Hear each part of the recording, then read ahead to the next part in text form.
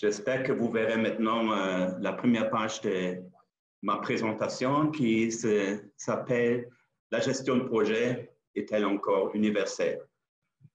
Et ça, c'est une question que je me pose souvent et j'aimerais bien partager avec vous. Donc, ce n'est pas vraiment l'enseignement, c'est une discussion que je veux lancer et verrons ce que sort et où on arrive. Pendant cette présentation, je vais vous demander quelques questions et j'aimerais bien que vous utilisez la touche sondage ou polling pour répondre. Comme ça, on peut voir un peu qu'est-ce que vous pensez de ça. Mais avant que je commence vraiment, laissez-moi premièrement remercier un peu CETIM pour organiser ces événements. Je pense que c'est bien louable. On essaie de garder le contact et profiter donc. Ensuite, j'aimerais bien me présenter. Il y a possiblement plein de monde qui ne me connaît pas tellement. Donc, mon nom est Harald Moudis. J'ai plein de différents titres et diplômes, mais ce montre déjà aujourd'hui qu'on ne peut plus vivre d'une étude. Il faut se recycler, il faut se renouveler et justement cette intention de CETIM est dans cette veine. Donc, profitez et je vous souhaite beaucoup de distraction et réflexion. Pour ma vie, j'ai quand même 35 ans d'expérience dans la gestion de projet, secteur privé, secteur public. Je fais plein de bonnes choses, mais aussi de mauvaises choses et peut-être je vais partager quelques de mes mauvais coups aussi avec vous. J'ai eu la chance de travailler dans 30 pays et je suis très reconnaissant pour cette option et je suis un passionné de la gestion de projets, mais aussi de programmes et de portefeuilles. Et peut-être dans un autre discours, un jour, j'aimerais bien élaborer quelles sont les différences et la complexité de ces différentes, disons, notions de la gestion. Mais laissez-moi commencer. Et d'abord, un avertissement. Bien sûr, je me base sur des réflexions des autres gens. Je me base sur une analyse scientifique. Mais surtout, je veux communiquer avec vous mon opinion personnelle. Donc, si j'insulte quelqu'un, un spécialiste, etc., ne soyez pas fâchés. Autour de l'année 2000, j'ai commencé vraiment de m'intéresser académiquement dans la gestion de projet, même si je la faisais toujours. Mais comme les Égyptiens faisaient la gestion de projet certainement avant la notion de gestion de projet. Et vous vous souvenez peut-être que le PMBOK autour de 2000 était un livre tout petit et on commençait à structurer les connaissances de la gestion de projet et le mettre dans un format de professionnalisation. Ce que j'ai appris dans ce temps-là est que la gestion de projet était plutôt considérée comme un outil universel. Et j'ai mis le plutôt pour indiquer que je suis conscient que parfois je suis un peu rude. Bientôt, il n'y a pas une chose qui est absolument universelle, mais disons plutôt universelle. Donc, la gestion de projet est vue un peu comme un bar. Un bar qui va à tout le monde. Je pense que personne achète le bar selon la taille, selon la couleur. Je ne sais même pas s'il y a des bars pour hommes et des femmes. Donc, un bar pour moi est quelque chose d'universel. Et les questions se posent tout de suite. Est-ce la gestion de projet universelle, indépendant d'un projet de construction, un projet d'agriculture, d'un projet peut-être en pharmaceutique? Est-ce que la même gestion s'applique dans les petites et grandes entreprises, dans un système, dans une organisation centralisée ou décentralisée et dans n'importe quel environnement? Et je dois dire, même mes professeurs et tout le monde disaient non, non, non, il faut considérer ces aspects, mais quand même, voici les outils, applique-les et tu augmentes dramatiquement la chance de réussir. Donc, je veux vous montrer quelques de ces outils avant et parlons un peu de ces aspects stables qui suivent en général la gestion de projet. Donc, on a les concepts des cascades ou le travail en phase. Qu'est-ce que ça veut dire? On a des phases séparées comme, ces phases de projet sont comme des phases d'un humain dans la vie. Donc, ils sont assez indépendants, assez séparés l'un de l'autre. Et dans l'interface, souvent, on fait une réflexion. Si je termine mes études, je vais certainement réfléchir quelle profession devrais-je choisir, etc. Donc, on a ces phases dans un projet qui commence avec une initiation et termine avec la clôture. Nous avons aussi cette notion qu'un projet fait la livraison de son produit, mais le produit peut être un service, un résultat à la fin. Donc, le produit et les résultats finaux d'un projet, c'est une notion très importante, je crois. Nous avons aussi cette fameuse décomposition d'un projet et l'outil de favori des ingénieurs, et aussi le mien d'ailleurs, qui traite un projet comme une liste de pièces un peu. Et la logique de cette décomposition, ou ce que vous voyez ici, c'est une structure de fractionnement d'un projet. On sous-divise un projet qui est assez difficile à comprendre dans de petites livrades d'unités et ensuite on travaille pour comprendre le nécessaire et après on fait l'assemblage et on comprend le projet. Donc, un outil par excellence utilisé dans la gestion de projet. Ensuite, donc maintenant, vous connaissez le projet. Vous avez la portée, on va réfléchir sur les ressources et ensuite les échéanciers et les budgets. Donc, on fiche la portée très, très tôt dans notre gestion de projet traditionnelle et ensuite, on crée un échéancier, un budget, un plan de décaissement, un plan de la passation de marché, etc., etc. Donc, la portée, le projet, la conception est déterminée très tôt. Ensuite, on crée notre échéancier. Je pense que tout le monde est au courant de ces aspects. Et souvent, l'échéancier est créé pour 3, 4, 5 ans. Peut-être pas dans le niveau de détail si détaillé, mais quand même, on crée un plan, un échéancier à long terme. Et souvent, c'est qu'en fait, on essaie de travailler en parallèle, n'est-ce pas? En parallèle, qu'est-ce que ça veut dire? On peut raccourcir la durée de notre projet. Donc, c'est vu comme une activité très intelligente. Et mon dernier point, même si on utilise, on implique les utilisateurs et les clients souvent dans le design d'un projet, dans la gestion de projet traditionnelle, on a plutôt l'impression, une fois compris le design, les spécialistes disent, bon, merci, maintenant, je t'ai écouté, je suis le spécialiste, aie confiance en moi, je vais te livrer quelque chose, attends que je le termine. Donc, souvent, il y a une certaine disjonction qui arrive. Et maintenant, la question, vu que un proverbe dit, le temps change tout, et on le voit ici que le gens mince devient plus gros et le télé plus gros devient plus maigre. Je vous demande le premier sondage. Donc, Jonathan, tu peux peut-être le montrer. Est-ce que nous devrions toujours gérer nos projets de la même manière traditionnelle? Donc, j'aimerais bien qu'on prenne peut-être une minute pour voir votre opinion. Et suite à ces différentes réflexions, je vais continuer.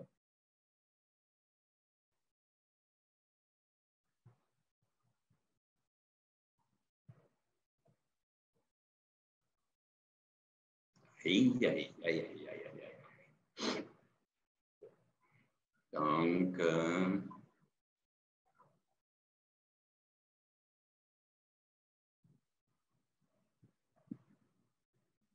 je pense que le vote se stabilise. Laissez-moi prendre note. Donc, 74, 31 et 5.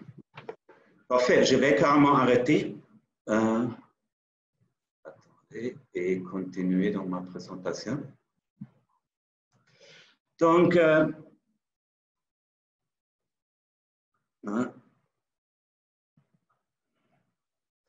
donc, si vous avez dit non, et la plupart des gens sont dit non, il faut se demander, est-ce que la gestion de projet est encore actuelle, n'est-ce pas? Si vous avez répondu, et quand même 31% sont répondus, cela dépend, le questionnement serait plutôt, oui, la question de projet peut-être, mais qu'est-ce que nous devrions faire d'autre pour avoir plus de succès? Et presque personne n'a dit oui, je suis content, parce que dans ce cas, vous devez vous demander pourquoi vous suivez mon discours. Je veux seulement un peu vous donner mon opinion et expliquer ensuite pourquoi j'ai choisi cette opinion. Ah, pas tout fonctionne. Donc, mon choix, cela dépend. Et en réalité, c'est un choix de chaque consultant. C'est un choix très intelligent. Et pourquoi ça dépend? Parfois, la gestion de projet est considérée, ou peut être considérée comme un bas. Mais souvent, je crois, ceci n'est pas le cas. Donc, vous avez ici les différentes personnes qui ont tous les mêmes vêtements. Et je m'associe beaucoup avec la quatrième personne parce que comme enfant, ma mère n'avait pas assez d'argent pour acheter des pantalons pour nos enfants, pour ses enfants. On grandissait tellement et j'avais toujours des pantalons comme ça. Donc, ceci n'est pas le cas dans beaucoup de situations et je vais essayer d'expliquer pourquoi. Donc, on commence avec l'idée, la réflexion des modèles mentaux. Le monde, la réalité qui existe n'est pas vue par nous. Donc, chacun de nous regarde le monde et se crée sa propre idée, n'est-ce pas? Et comme exemple, par exemple, il y a encore des gens qui croient que le monde est plat. Et même récemment, un Américain s'est tué en montant avec un fusil parce qu'il voulait voir et prouver que le monde est plat. Donc, les modèles mentaux que nous créons sont normalement de simplification. Et de simplification, c'est tout à fait correct. Je ne pense pas qu'on survivrait en reconnaissant la complexité ou les chaos ou les désordres qui existent dans notre monde. Mais donc simplifier, c'est une bonne attitude. Et maintenant, Einstein nous aide quelque part. Il appuie qu'il faut simplifier, mais il nous avertit en même temps de ne pas trop simplifier. N'est-ce pas? Et je pense que ça, c'est un aspect très important. Simplifier, oui, mais ne pas être simpliste. Et je ne sais pas si vous connaissez Martin Scorsese, c'est un producteur de films qui fait des films très intéressants. Et lui dit, faire des choses simples et dures et difficiles. Et ensuite, maintenant, j'aimerais bien vous offrir un modèle, une matrice qui peut vous aider de réfléchir, de simplifier, mais ne pas être simpliste. Et ce modèle s'appelle Cynefin. Le problème commence déjà si vous lisez le nom, ça veut dire Cynefin, mais le nom de Cynefin, c'est dans une autre langue. C'est un monsieur, maintenant je vais oublier son nom, Snowden, qui a créé ce modèle autour de 2000.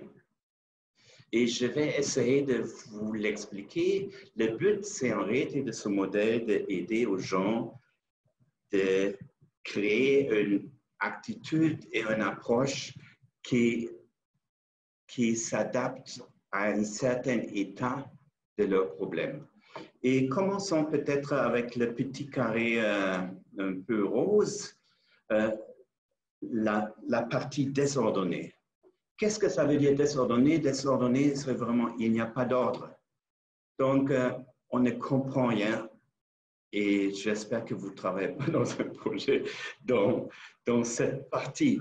Les autres 4 cases, les cases blanches, sont plutôt des cases où il y a certaines règles, certaines corrélations, certaines causalités, peut-être n'est pas linéaires, mais il existe ou vous croyez qu'il existe. Donc, on a un peu le désordonné et le reste. Et maintenant, regardez, vous avez 2 colonnes. Maintenant, la colonne à droite, c'est la colonne prédictible ou prévisible où les relations cause-effet, les corrélations sont connues. Et l'autre côté, imprédictible ou imprévisible, c'est la partie où vous ne les connaissez pas, mais vous croyez, vous êtes optimiste de les découvrir. Je passe seulement par chaque case un peu pour vous montrer un peu les définitions et la complexité aussi des suggestions de M. Snowden. La première case est simple, c'est simple. Donc, simple et simple, pour regarder quelque chose, vous connaissez, comprenez les cadres, vous voyez tout de suite les composantes et c'est clair. Simple, c'est clair. Et l'approche, qu'est-ce que l'approche? Vous regardez le problème, vous le catégorisez, donc j'ai un problème d'estomac, et après vous utilisez des recettes établies, souvent on appelle ça les meilleures pratiques, et vous répondre au problème. Simple et simple, le problème est simple, la réponse est simple, n'est-ce pas?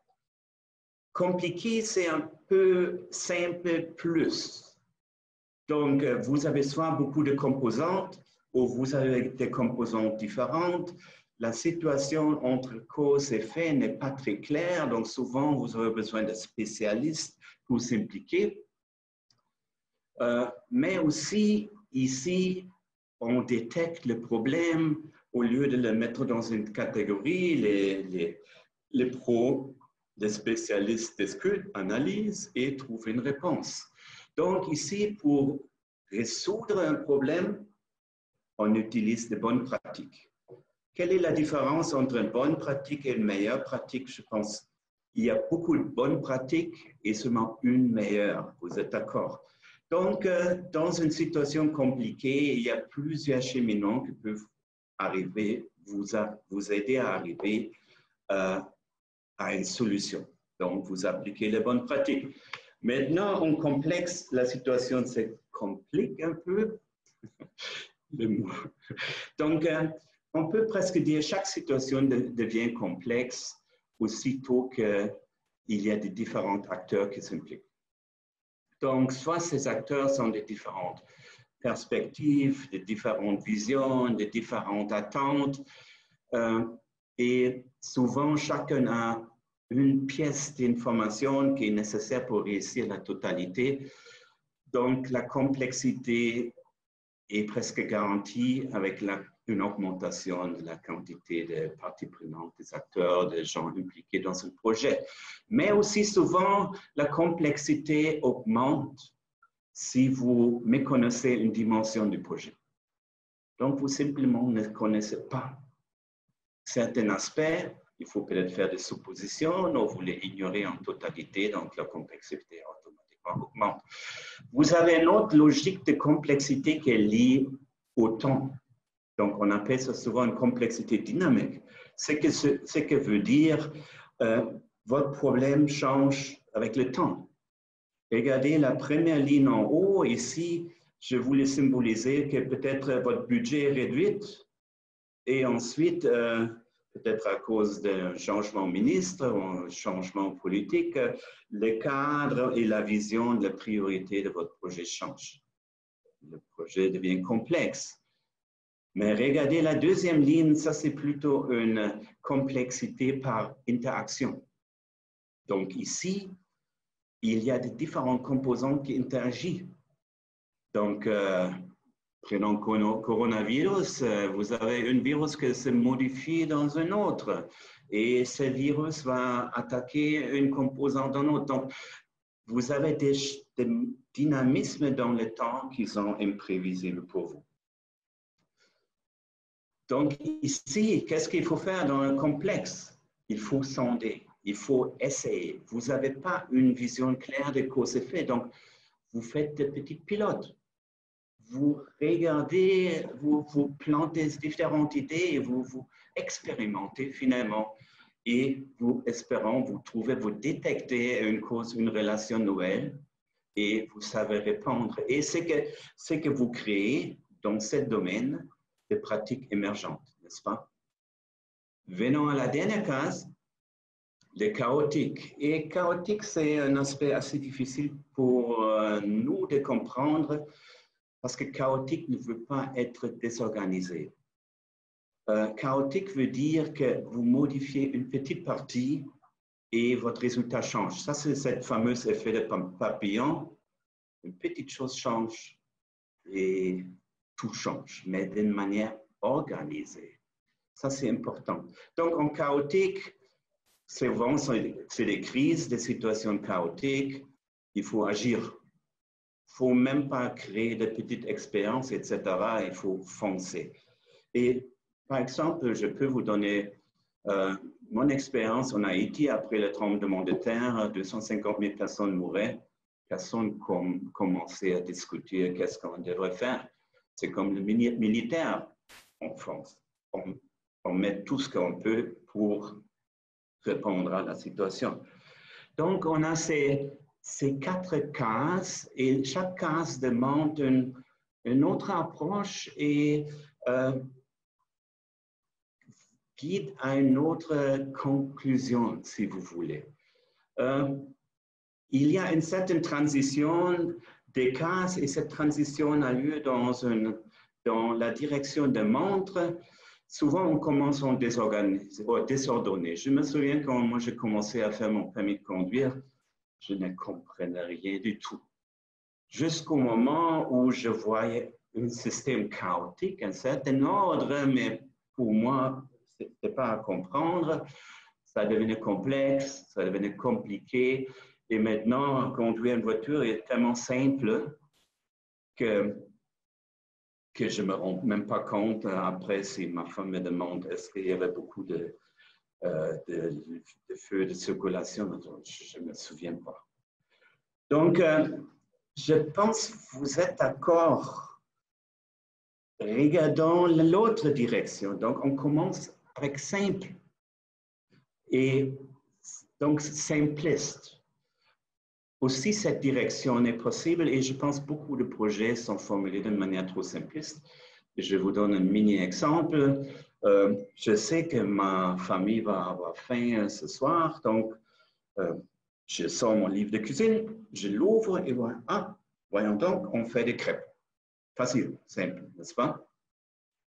Mais après, je vais dans notre garde-manger, je rouvre le garde-manger et je me rends compte, ah, zut, nous n'avons pas de farine ni de lait. Ça complique la vie, il faut que j'aille faire des courses, etc., etc., etc. Et en sortant, ma femme me dit, oui, oui, mais n'oublie pas de faire des crêpes à la farine de sarrasin. Et n'oublie pas de te mettre les gants, et n'oublie pas de mettre un masque, et tu sais, notre voiture est brisée. Là, la situation commence à être complexe, n'est-ce pas? J'arrive au marché, au supermarché, on a le virus, les gens ne peuvent pas rentrer, et finalement je rentre avec mon masque et tout ça, et il n'y a pas de farine ni lait. Donc, c'est quand souvent un projet se développe malheureusement dans l'autre direction. Avant que je continue pour vous montrer peut-être quelques sorties d'une approche traditionnelle, j'aimerais bien demander le deuxième sondage. Donc, Jonathan, tu peux le faire.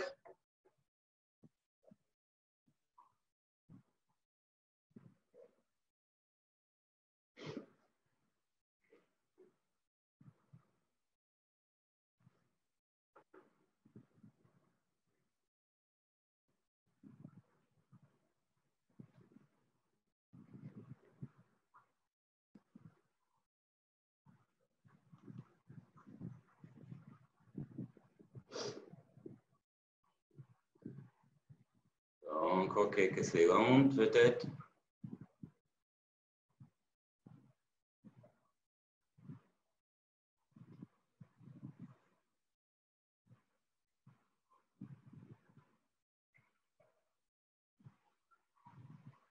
Ok, je pense qu'on a presque tout le monde. Laissez-moi prendre des notes.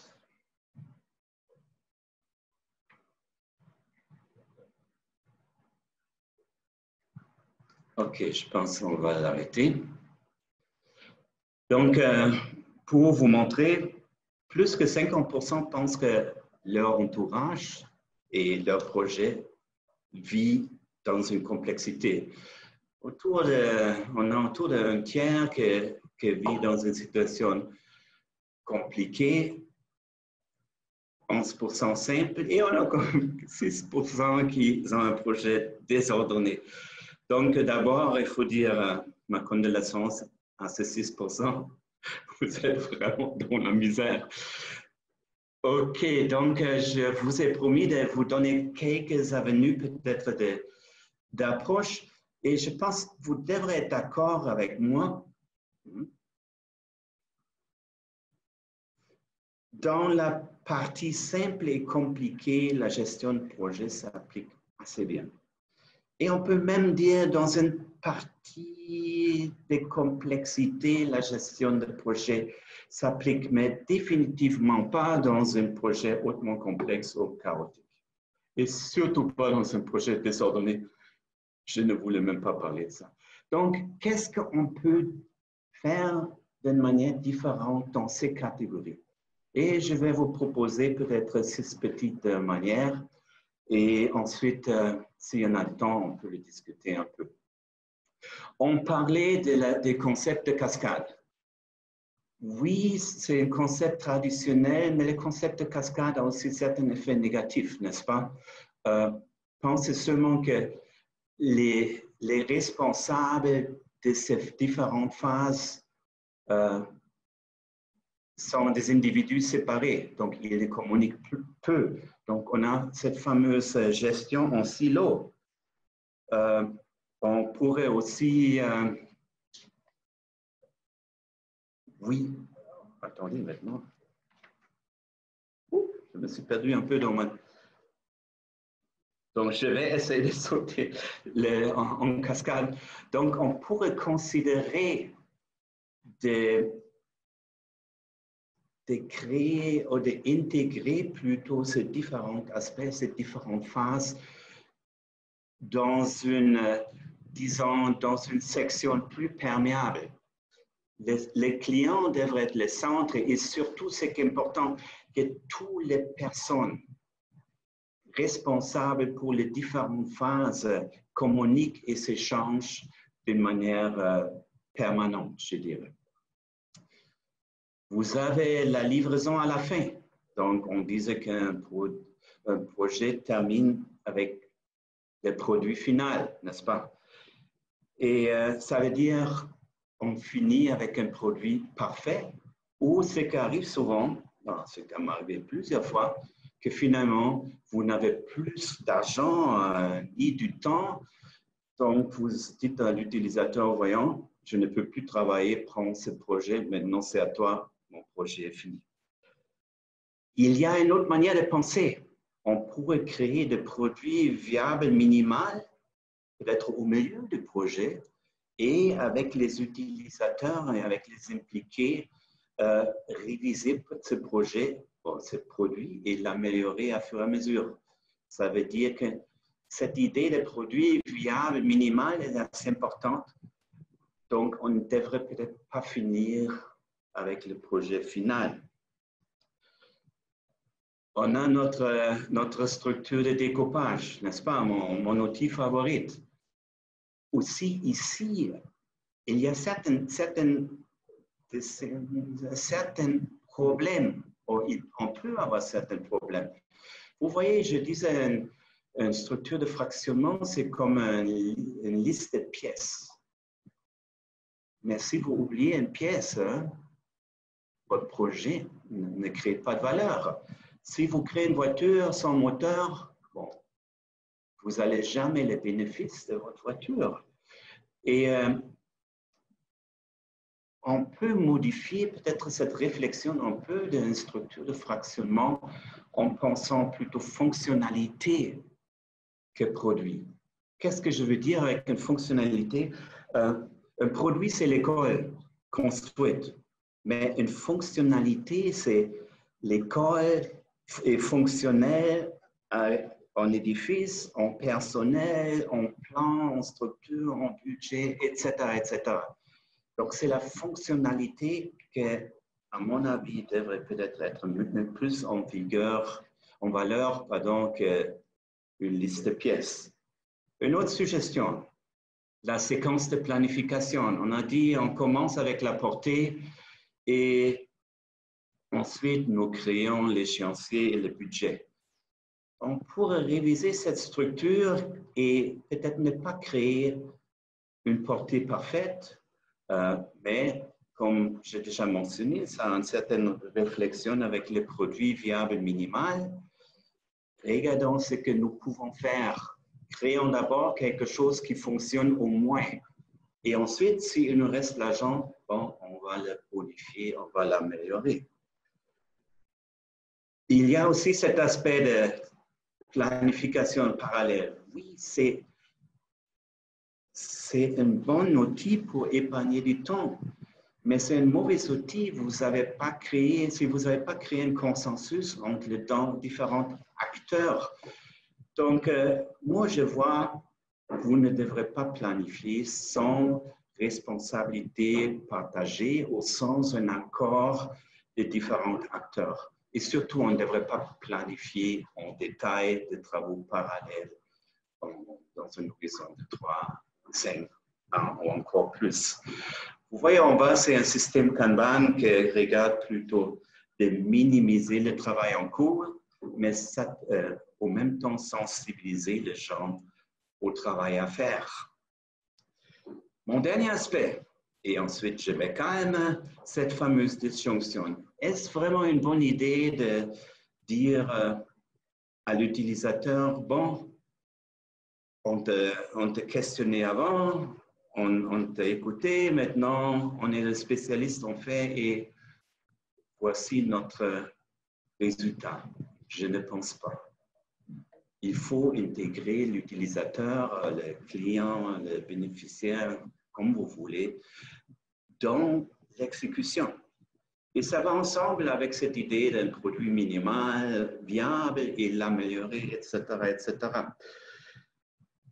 Donc, il y a beaucoup de manières de modifier ce que nous connaissons comme outils traditionnels pour, je pense, pour les adapter un peu à cette complexité, ou peut-être même au chaos que nous vivons souvent dans le projet.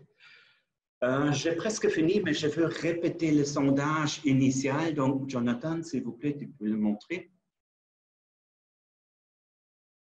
Est-ce qu'après mon discours, vous pensez encore qu'on devrait gérer avec la manière traditionnelle et verrons s'il y a un changement? Donc, on avait 61, 31 et 5.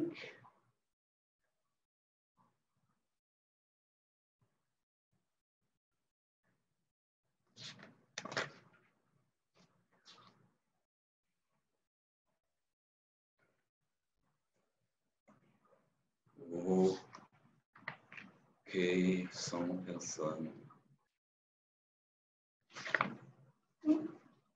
Bon, mon discours n'a pas eu tellement d'impact, malheureusement. Bon, seulement le mot de clôture, peut-être, je ne veux pas dire non plus qu'il faut, comment on dit ça, jeter le bébé avec le bain. La gestion de projet traditionnelle, elle est rodée, elle fonctionne, elle a beaucoup de principes viables, mais prenez ça comme un guide et n'est pas comme un livre de recettes de meilleures pratiques. Il faut essayer, il faut expérimenter, il faut modifier, il faut réfléchir sur les conditions, peut-être justement des complexités ou des conditions de chaos, si vous voulez, et les intégrer pour mieux gérer. Donc, je vous remercie beaucoup. Ceci termine mon discours. Je vous demande un grand merci pour m'avoir écouté et aussi, vu que ça se veut plutôt une discussion, donc partagez vos réflexions avec moi. Vous avez mon adresse, je vais essayer de répondre à tout le monde. Bon, j'espère et j'essaie. Encore une fois, je veux terminer avec un proverbe, mon proverbe préféré qui est un peu qui montre un peu la vision de ce discours. Le cerveau et le parachute fonctionnent seulement quand ils s'ouvrent. Donc, encore une fois, merci. Jonathan, est-ce qu'il y a des questions? Oui, Est-ce bonjour, qu'on a Al. encore du temps? Oui, absolument. Il y a en fait deux questions dans la foire aux questions que tu devrais avoir accès. Tu peux en fait vérifier de ton côté. Qu'est-ce que tu... Ah, pardon, je n'ai pas compris. Ah, tu peux aller voir dans le Q&A les questions qui ont été posées. Il y a des questions assez intéressantes Ah, OK. que j'ai gardées en note, là, les deux premières. OK, pourquoi on appelle cette matrice Kenneth? Vous voyez, M. Donovan, je pense, il est un British et il a utilisé les gaéliques pour nommer ce modèle. Et en gaélique, ça veut dire, je pense, quelque chose comme la place où je vis. Ça va, je pense que ça c'est la... Et ce n'est pas un nouveau outil en gestion de projet. Je pense que c'est un outil de donner une vision de différentes interventions. Je pense que c'est un outil de prise de décision. Le projet chaotique. Oui, un projet chaotique, pour moi, chaos n'est pas désordre. En chaos, il y a des règles qui existent, mais ils sont tellement profondément cachées qu'on ne les trouve pas facilement par analyse, par des moyens traditionnels. Donc, le modèle suggère vraiment que vous foncez. Chaotique, souvent, c'est si vous avez des problèmes, vous avez des désastres, des virus, des crises. Donc, vous foncez. Ça va?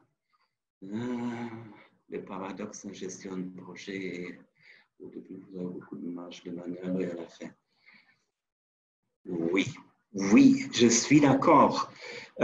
Marge de manœuvre, parce que souvent, vous planifiez quelque chose et ensuite, vous réalisez que votre budget et votre échéancier ne vous le permettent pas. Donc, vous commencez en crise ou on a parlé aussi que les cadres, donc la demande change. Donc, parfois, même la vocation d'un projet change.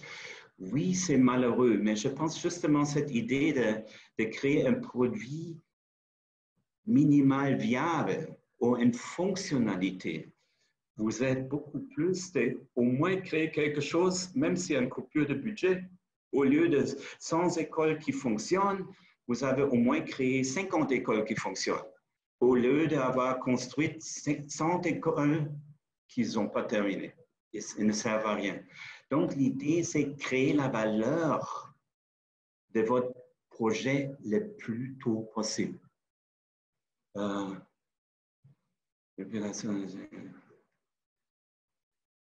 Attendez, maintenant, j'ai la matrix finale, vous présentez l'implication des éclairs dans l'exécution. J'ai gardé les questions les plus pertinentes là, dans la foire aux Oui, questions. Donc, tu peux te fier à mais ceux qui restent. Hein. il faut que je lis un peu. Bien Attendez. sûr. L'implication. Oui.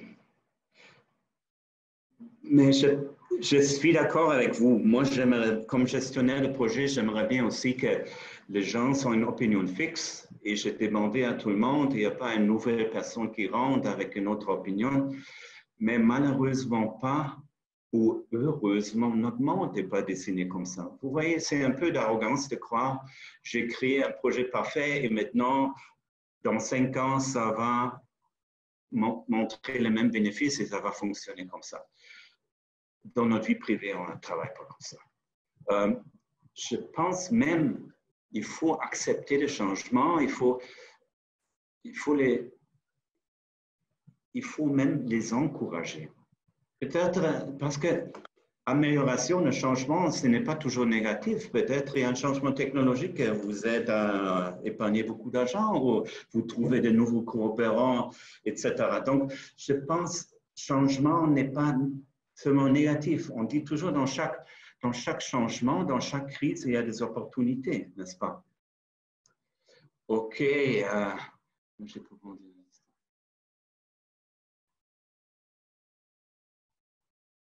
Oui, je suis complètement d'accord. Je ne crois pas qu'il faut développer une nouvelle science. Mais comme tout, il faut peut-être modifier. Il faut prendre ce qui est bon et laisser ce qui ne fonctionne plus, il faut le remplacer. Je suis complètement d'accord avec votre commentaire. OK, pour revenir sur... Aral, nous allons prendre une dernière question parce qu'on arrive au temps limite. Oui. OK, pouvez-vous revenir sur la différence entre l'approche projet et l'approche programme? Oui, très, très courte. Vous voyez, une approche projet regarde le projet et l'outil qui apporte les bénéfices. Dans une approche programme, c'est le projet et la combinaison de projets. Donc, le programme apporte les bénéfices et la valeur pour le bénéficiaire. Je pense que cette distinction est très importante. On ne travaille presque plus dans la gestion de projet, dans la vision des projets. On travaille beaucoup dans le programme. Comme j'ai mentionné, vous construisez une école, mais vous embauchez les gens, vous achetez des uniformes pour les étudiants, vous sensibilisez les parents, vous créez un curriculum qui a de sens et ça crée l'éducation. Au revoir et merci beaucoup.